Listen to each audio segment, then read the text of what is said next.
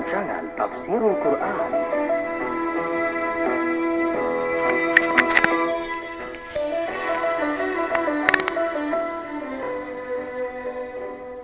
Assalamualaikum warahmatullahi wabarakatuh. Innal hamdalillah nahmaduhu wa nasta'inuhu wa nastaghfiruh wa na'udzu billahi min shururi anfusina wa min sayyiati a'malina. May yahdihillahu fala mudilla wa may yudlil fala hadiyalah. Wa ashhadu an la ilaha illallah wahdahu la syarika lah wa ashhadu anna Muhammadan 'abduhu wa rasuluh. Ya ayyuhalladzina amanu taqullaha haqqa tuqatih wa la tamutunna illa wa antum muslimun.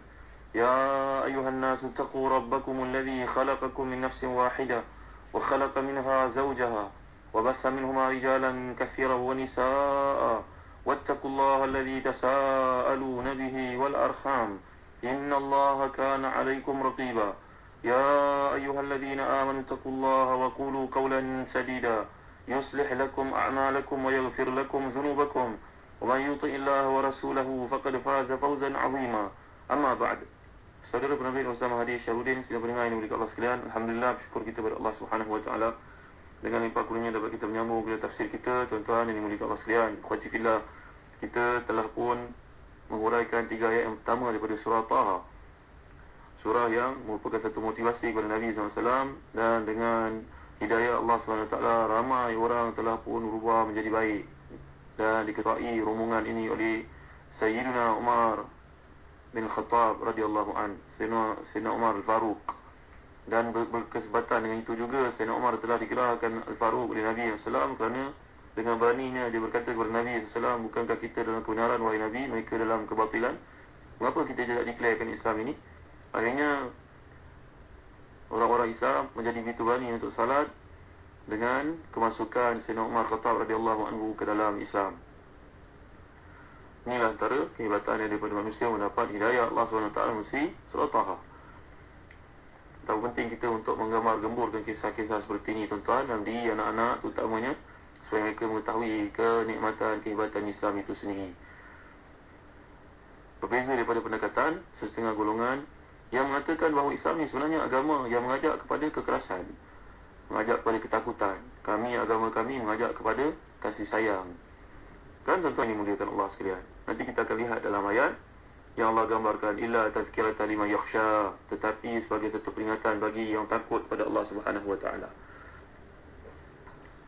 Golongan Masihiyah ini mengatakan bahawa lihat, Islam ini satu agama yang menakut-nakutkan, bukan macam kami agama yang sentiasa menggembirakan. Ini propaganda murah dan juga dangkal dari orang yang berniat tulus, orang yang tidak berniat tulus untuk mencari kebenaran, tuan-tuan. Padahal menurut ajaran Islam ini, takut hanya sebahagian daripada perasaan hamba terhadap Tuhannya. Takut terhadap siksanya selalu diimbangi dengan perasaan raja. Raja iaitu keinginan, kerinduan, pengharapan terhadap pahala yang diberikan oleh Allah Subhanahu wa taala. Tegasnya takut kepada azab neraka menyebabkan seorang mengharapkan nikmat syurga. Dan segala perbuatan dalam Islam selalu dianjurkan dimulakan dengan Bismillahirrahmanirrahim. Assalamualaikum. Tengok, Assalamualaikum. Satu penghormatan, kesejahteraan, doa untuk dapat keamanan kepada orang yang kita bercakap dengannya. Begitu juga Bismillahirrahmanirrahim, nama Allah yang maha pemurah lagi maha penyayang. Jadi ucapan yang menyebut rasa cinta kasih Allah itu hanya ada dalam Islam, tidak ada dalam agama Masihiyah, tuan-tuan. Tidak ada dalam agama selain daripada Islam yang mengatakan bahawa agama mereka bersifat cinta. Bahkan tuan-tuan yang dimuliakan Allah sekalian, selanjutnya kalau kita lihat dalam surah Fatir, hujung ayat ke-28, innama yakhshallaha min ibadihil ulama, tidaklah ada yang takut kepada Allah daripada hamba-hambanya melainkan orang yang berilmu. Jadi rapatnya hubungan di antara ilmu ulama dengan ketakutan kepada Allah, kerana pada tiap-tiap satu sudut dan bahagian, pada tiap-tiap dalil bukti, nyata jelas yang ilmu itu kekuasaan Allah SWT, undang-undang Allah yang tidak pernah berubah. Maka dengan sini timbulnya rasa takut akan seksa Allah SWT. Timbullah keinsafan bahawa manusia ini tidak ada nilai dalam kehidupan, dalam alam ini. Tak ada yang lebih besar melainkan Allah Subhanahu wa taala. Sebab Nabi SAW telah bersabda dalam sebuah hadis riwayat Sa'labah ibn al-Hakam, qala Rasulullah sallallahu alaihi wasallam, yaqulu Allah ta'ala lil ulama yawm al-qiyamah, idza qa'ada ala kursiyyihi li qada'i ibadihi Inni lam aj'al ilmi wa hikmati fikum illa wa ana urid an aghfir lakum ala ma kana minkum wala ubali. Dari Sa'labah bin Hakam berkata bahawa Nabi SAW telah bersabda, Allah berfirman pada hari akhirat kelak kepada orang berilmu, bila dia menghukumkan keputusan kepada hamba-hambanya, sungguhnya tidaklah aku jadikan ilmuku dan hikmahku pada kamu semua ini, melainkan kerana aku nak memberi ampun kepada kamu atas kesalahan-kesalahan yang daripada kamu, dan tidaklah aku keberatan sebenarnya. Ini merupakan hadis riwayat Tabarani dengan isnad yang jayyid. Tuan-tuan, ditafsirkan pula oleh Mujahid. Kita pernah berkenalan dengan Mujahid kan tuan-tuan? Mujahid merupakan seorang mufassir yang terkemuka, anak murid pada Ibn Abbas radhiyallahu anhuma. Bagaimana tafsirannya cukup hebat, dan matinya pun ketika sujud dalam usia lebih 80 tahun. Seorang yang sangat diterima pandangannya oleh para ulama, para a'imah, termasuk Imam Syafi'i, termasuk Imam Bukhari, bahawa turunnya ayat ini menyatakan bahawa Quran diturunkan bukanlah hendak membuat kamu jadi sengsara, wahai Muhammad. Ia adalah sahabat-sahabat Nabi SAW yang sangat sekali taat kepada Allah SWT sampai mengikatkan tali tempat bergantung untuk berdiri, bimbang kalau terleka dalam sembahyang ataupun mengantuk dalam sembahyang. Ikat tali, takut-takut jatuh nanti terduduk, tali itu ada. Inilah kesungguhan mereka dalam ibadah kepada Allah SWT. Qatadah pula mentafsirkan, tidak, demi Allah, Quran bukanlah untuk membuatmu jadi sengsara, tetapi yang bawa rahmat dan cahaya dan petunjuk dalam perjalanan menuju syurga. Jadi ayat ketiga ini, illa tazkiratan liman yakhsha, kata Qatadah, melainkan peringatan bagi orang-orang yang takut. Sungguhnya Allah menurunkan kitabnya dan mengutus rasulnya sebagai rahmat untuk seluruh hamba, supaya diingatkan mereka ni dapat mengambil manfaat dari apa yang didengar daripada kitabullah, apa yang halal, apa yang haram dalamnya. Peringatan-peringatan Quran itu sendiri. Jadi hebatnya tuan-tuan yang dimuliakan Allah sekalian, mereka berubah menjadi orang yang hebat kerana Quran tuan-tuan. Sebagai contohnya pada zaman pemerintahan Umar bin Abdul Aziz yang tak sampai pun 3 tahun, tapi keberkatan mencurah-curah sampai disimpan dalam khazanah Arkib negara, Muzium negara pada waktu itu, sampai ke zaman Harun al-Rashid yang juga merupakan seorang khalifah yang sangat saleh, yang disebut oleh Al-Imam Az-Zahabi dan Syiar Alamin Nubala, kalau tidak kerana kesalihannya, Allah tidak akan mewariskan untuknya sepertiga daripada dunia untuk dipimpin, dinaungi. Harun Rashid ni berkata, aku tidak pernah envy, tak pernah rasa, maknanya rasa jealous yang baik kepada Khulafa' Bani Umayyah, melainkan kepada Umar bin Abdul Aziz.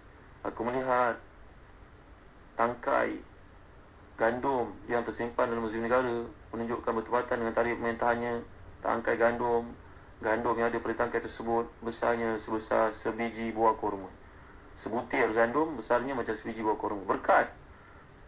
Kenapa? Kata Imam Az-Zahabi, antara perkara yang diambil berat oleh Khalifah Umar bin Abdul Aziz iaitu menghafal Al-Quran, memberikan dana kepada sekolah-sekolah yang menekankan penghafazan Al-Quran. Ramai para hufaz lahir pada zamannya.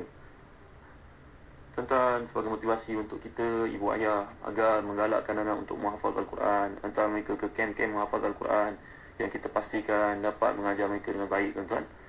Kerana sebuah hadis yang diriwayatkan oleh Abu Dawud dan juga Abu Ya'la, an Sahal bin Mu'adz al-Juhani an abihi anna Rasulullah sallallahu alaihi wasallam qala man qara'a al-Qur'ana wa 'amila bima fihi ulbisa walidahu tajan yawm al-qiyamati daw'uhu ahsanu min daw'i asy-syamsi fi buyuti ad-dunya law kanat fikum fama dhannukum billadhi 'amila bihadha. Daripada hadis ini, Sahal bin Mu'adz al-Juhani radhiyallahu anhu, daripada bapanya, bahawa Nabi SAW bersabda, sesiapa yang baca Al-Quran dan beramal dengannya, maka Allah akan memakaikan kepada kedua bapanya mahkota pada hari kiamat. Cahayanya lebih baik daripada cahaya matahari yang berada dalam rumah-rumah di dunia, jika diandaikan matahari berada dalam rumah-rumah kamu. Oleh itu, apa pandangan kamu tentang ganjaran mereka yang beramal dengannya?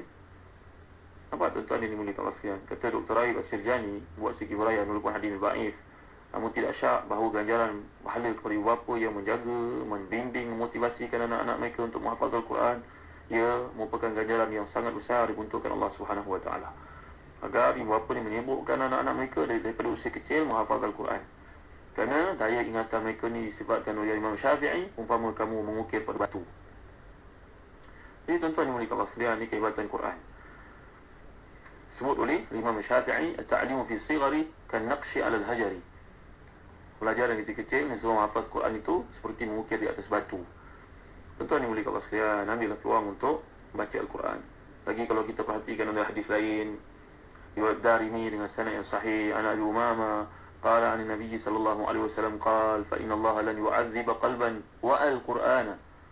Sungguhnya Allah SWT tidak akan mengazab hati yang menyimpan Al-Quran di dalamnya.